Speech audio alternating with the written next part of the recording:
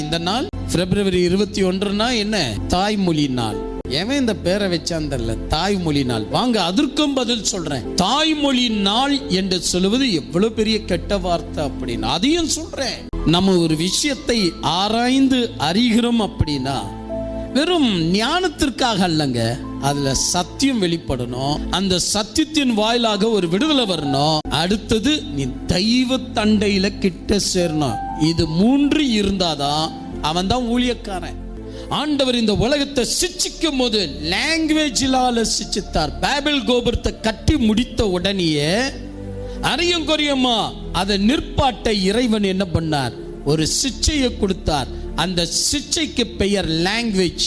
கடவுள் எங்கேயாவது சிச்சைக்கு லாங்குவேஜ் கொடுப்பாரா? இல்ல நாம யாராவது லாங்குவேஜ் போய் சிச்சையா கொடுவோம்? லாங்குவேஜை மாத்தி கொடுப்போமா? ஆனா ஆண்டவன் லாங்குவேஜை மாத்தி கொடுத்தாப்ல. ஏன்? எதற்கு?